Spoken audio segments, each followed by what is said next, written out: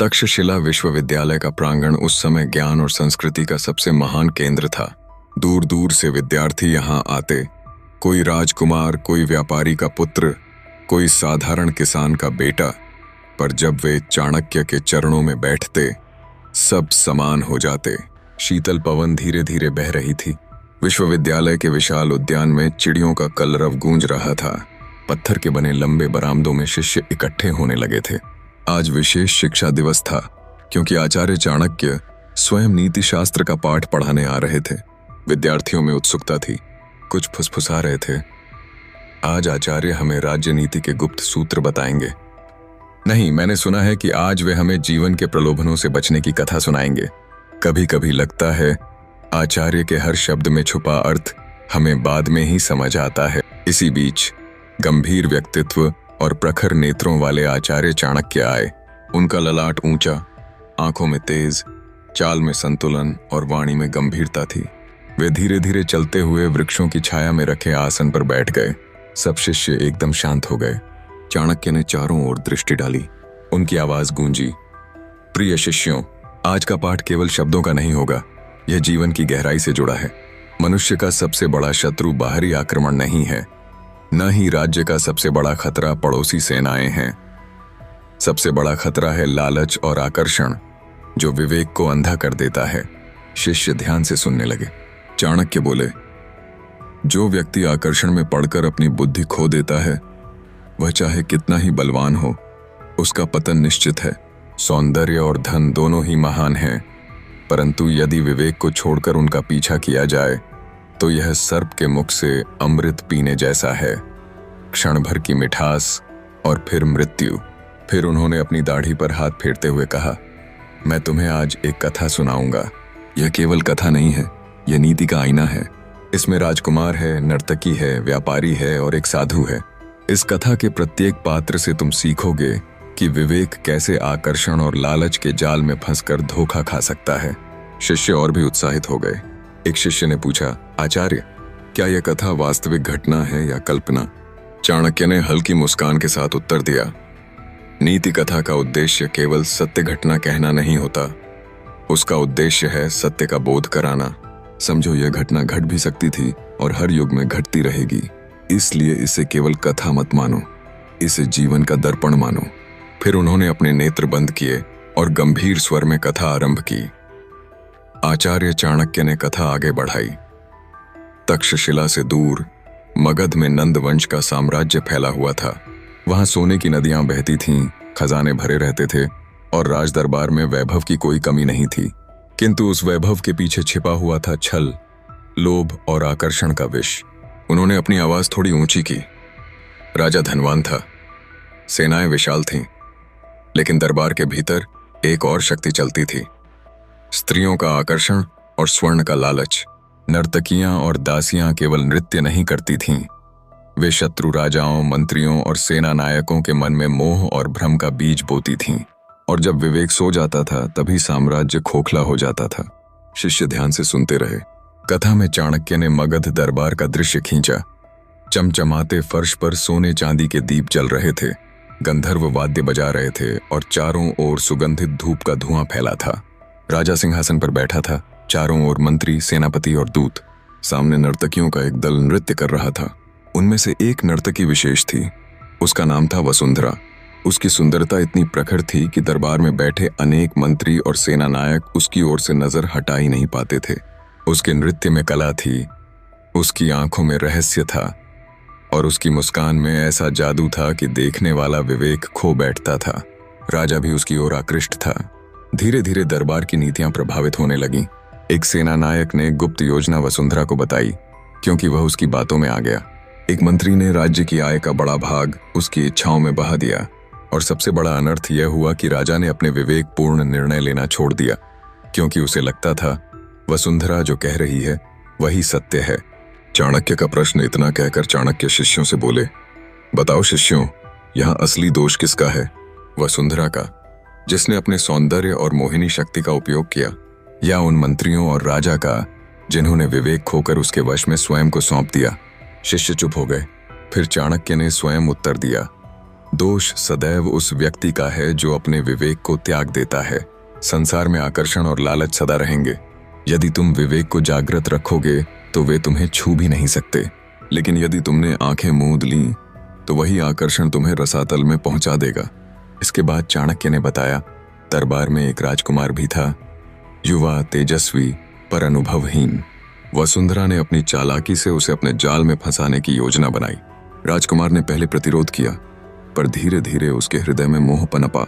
वह सोचने लगा, कितनी सुंदर है, कितना मधुर बोलती है, शायद यही मेरे जीवन की सबसे बड़ी संपत्ति है। उसका विवेक उसे रोकता, पर उसका हृदय खिंचता जाता। और जब विवेक और आकर्षण का संघर्ष होता है तो जो कमजोर होता है वही हार जाता है। चाणक्य ने ठहरकर गहरी सांस ली और बोले, शिष्यों, यही वह बिंदु है जहां मनुष्य का असली इम्तिहान होता है। धन, सौंदर्य, सुख ये सब अच्छे हैं यदि विवेक के अधीन हो, किंतु यदि विवेक इनके अधीन हो जाए तो वही पतन का मार्ग है। दरबार की चकाचौंध में हर कोई मग्न था, पर उस दिन से सबसे अधिक बदल गया था युवा राजकुमार वीर्यसेन। उसका मन नर्तकी वसुंधरा के आकर्षण में बंध चुका था। एक रात दरबार समाप्त होने के बाद राजकुमार अपने कक्ष में बैठा था। चांदनी खिड़की से भीतर आ रही थी। वह सोच में डूबा हुआ था। आज वसुंधरा की आंखों में मैंने कुछ अलग देखा, मानो वह केवल मेरे लिए मुस्कुराई हो। क्या यह मात्र भ्रम है या सचमुच वह मुझे चाहती है? वह स्वयं से ही प्रश्न कर रहा था। उसका हृदय तेजी से धड़क रहा था। तभी उसे एक संदेश मिला, राजकुमार, वसुंधरा ने आपको अपने उद्यान में गुप्त रूप से बुलाया है। राजकुमार का विवेक बोला, यह अनुचित है, एक नर्तकी से गुप्त भेंट। परंतु हृदय ने फुसफुसाया, सिर्फ मिलने में क्या हानि, शायद वह भी मुझे चाहती है। और वह विवेक की आवाज को दबाकर चुपके से महल के उद्यान की ओर निकल पड़ा। उद्यान में वसुंधरा खड़ी थी। उसके हाथ में सुगंधित पुष्प थे और चांदनी उसकी आभा को और भी तेज कर रही थी। उसने कोमल स्वर में कहा, स्वागत है राजकुमार, मैं तो सोच ही रही थी कि आप मुझसे मिलेंगे या नहीं। राजकुमार उसके सौंदर्य में खो गया। उसने धीमे स्वर में उत्तर दिया, तुम्हें देखकर लगता है जैसे चांदनी भी फीकी पड़ गई हो। वसुंधरा मुस्कुराई। उसकी मुस्कान में छिपा था छल। वह जानती थी कि राजकुमार का हृदय उसके वश में आ चुका है। उसने मधुर स्वर में कहा, राजकुमार, आप बहुत महान हैं, आपका भविष्य उज्जवल है। यदि आप चाहें तो मगध का पूरा साम्राज्य आपके चरणों में हो सकता है। बस कुछ मंत्रियों को आपके साथ होना होगा और यह कार्य मैं आपके लिए कर सकती हूँ। राजकुमार चौंका, क्या मंत्री मेरे लिए? वसुंधरा धीरे से बोली, हाँ राजकुमार, मैं उनसे बातें करती हूँ। मेरे पास ऐसा आकर्षण है कि वे मेरी बात मानते हैं। यदि मैं चाहूँ तो वे आपके पक्ष में निर्णय देंगे। बस आपको मुझ पर विश्वास करना होगा। राजकुमार के विवेक ने फिर चेताया, सावधान, यह केवल सौंदर्य का जाल है। राज्य की नीतियां ऐसे लोगों के भरोसे नहीं रखी जाती। परंतु उसका हृदय फिर हार गया। उसने सोचा, यदि यह सचमुच मेरे लिए कुछ कर सकती है तो क्या हानि। वसुंधरा ने अगली रात एक योजना बनाई। उसने राजकुमार से कहा, कल सभा में एक नया कर प्रस्ताव रखा जाएगा। यदि आप उसका विरोध करेंगे तो कुछ मंत्री आपके पक्ष में आ जाएंगे। मैं उन्हें तैयार कर दूंगी। राजकुमार ने उसी के कहे अनुसार कार्य किया। सभा में उसने अचानक प्रस्ताव का विरोध किया और सचमुच कुछ मंत्री उसकी ओर झुक गए। राजकुमार का विश्वास और बढ़ गया। उसने सोचा, देखो, वसुंधरा के कहे अनुसार मैंने किया और परिणाम मेरे पक्ष में आया। यह नर्तकी साधारण नहीं है, यह मेरी मित्र है, मेरा सहारा है। लेकिन उसे पता नहीं था कि वही मंत्री पहले से वसुंधरा के मोह में फंस चुके थे और वही चालाकी से नंद साम्राज्य को भीतर से कमजोर कर रहे थे। इतना सुनाकर चाणक्य ने शिष्यों की ओर देखा। शिष्यों, समझे, राजकुमार ने सोचा कि वह अपने विवेक से निर्णय ले रहा है, परंतु वास्तविकता यह थी कि वह अपने विवेक को सौंदर्य और लालच के हाथ बेच चुका था।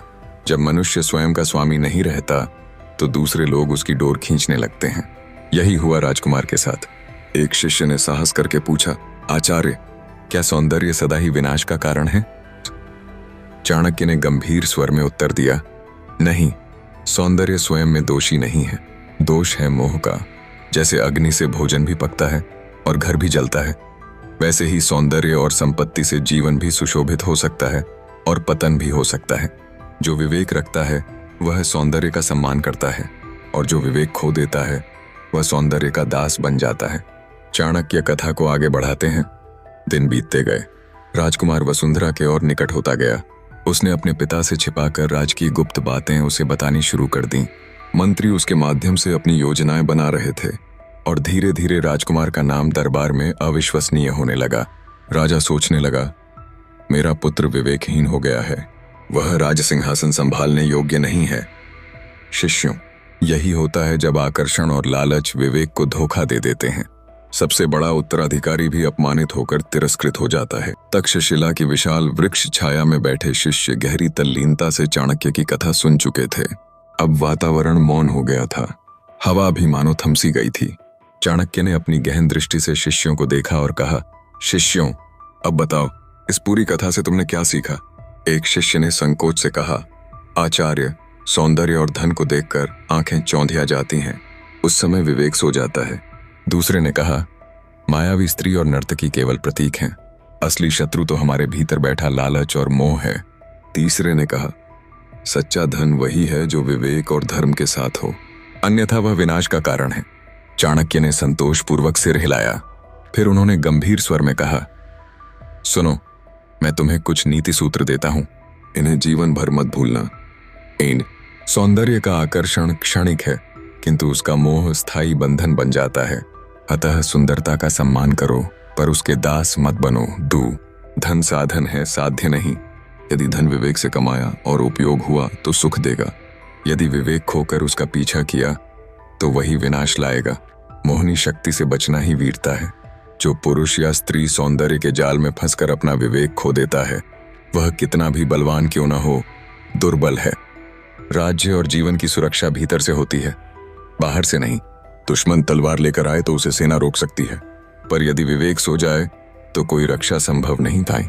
आकर्षण और लालच सदा रहेंगे, उन्हें मिटाया नहीं जा सकता, पर विवेक को जागृत रखकर उनसे ऊपर उठा जा सकता है। चाणक्य ने अपनी वाणी को और दृढ़ किया। याद रखो शिष्यों, व्यापारी धनपाल का अंत क्यों हुआ? क्योंकि उसने साधु की वाणी की अवहेलना की और विवेक त्याग दिया। राजकुमार का अपमान क्यों हुआ? क्योंकि उसने नर्तकी के सौंदर्य को सत्य मान लिया और अपना भविष्य बेच दिया। और नंद साम्राज्य का पतन क्यों हुआ? क्योंकि दरबार में मोह और लोभ ने नीति और धर्म को परास्त कर दिया। फिर वे ऊंचे स्वर में बोले, आकर्षण और लालच कभी भी विवेक को धोखा न दें, क्योंकि सौंदर्य के पीछे भी खतरा छिपा हो सकता है। सच्चा पुरुष वही है जो अपने विवेक को जागृत रखे। यह सुनते ही शिष्यों ने एक साथ सिर झुकाया। उनकी आंखों में भक्ति और दृढ़ निश्चय था। उन्होंने मन ही मन प्रतिज्ञा की, हम कभी भी मोह और लालच में विवेक को नष्ट नहीं होने देंगे। तभी चिड़ियों का कलरव गूंजा, सूर्य की किरणें वृक्षों की शाखाओं से छनकर भीतर आईं, मानो प्रकृति भी कह रही हो, विवेक ही सच्चा प्रकाश है। इस प्रकार आचार्य चाणक्य ने अपने शिष्यों को वह नीति सिखाई जो हर युग में प्रासंगिक है। साम्राज्य बदलते रहेंगे, राजा बदलते रहेंगे, धन और सौंदर्य का आकर्षण सदा रहेगा, परंतु विवेक ही वह दीपक है जो मनुष्य को अंधकार से बचाता है। तक्षशिला की विशाल वृक्ष छाया में बैठे शिष्य गहरी तल्लीनता से चाणक्य की कथा सुन चुके थे। अब वातावरण मौन हो गया था, हवा भी मानो थमसी गई थी। चाणक्य ने अपनी गहन दृष्टि से शिष्यों को देखा और कहा, शिष्यों, अब बताओ, इस पूरी कथा से तुमने क्या सीखा? एक शिष्य ने संकोच से कहा, आचार्य, सौंदर्य और धन को देखकर आंखें चौंधिया जाती हैं, उस समय विवेक सो जाता है। दूसरे ने कहा, मायावी स्त्री और नर्तकी केवल प्रतीक हैं, असली शत्रु तो हमारे भीतर बैठा लालच और मोह है। तीसरे ने कहा, सच्चा धन वही है जो विवेक और धर्म के साथ हो, अन्यथा वह विनाश का कारण है। चाणक्य ने संतोषपूर्वक सिर हिलाया। फिर उन्होंने गंभीर स्वर में कहा, सुनो, मैं तुम्हें कुछ नीति सूत्र देता हूं, इन्हें जीवन भर मत भूलना। सौंदर्य का आकर्षण क्षणिक है, किंतु उसका मोह स्थायी बंधन बन जाता है। अतः सुंदरता का सम्मान करो, पर उसके दास मत बनो। धन साधन है, साध्य नहीं। यदि धन विवेक से कमाया और उपयोग हुआ तो सुख देगा, यदि विवेक खोकर उसका पीछा किया तो वही विनाश लाएगा। मोहनी शक्ति से बचना ही वीरता है। जो पुरुष या स्त्री सौंदर्य के जाल में फंसकर अपना विवेक खो देता है, वह कितना भी बलवान क्यों न हो, दुर्बल है।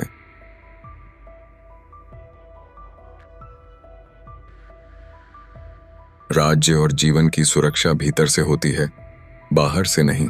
दुश्मन तलवार लेकर आए तो उसे सेना रोक सकती है, पर यदि विवेक सो जाए तो कोई रक्षा संभव नहीं। आकर्षण और लालच सदा रहेंगे, उन्हें मिटाया नहीं जा सकता, पर विवेक को जागृत रखकर उनसे ऊपर उठा जा सकता है।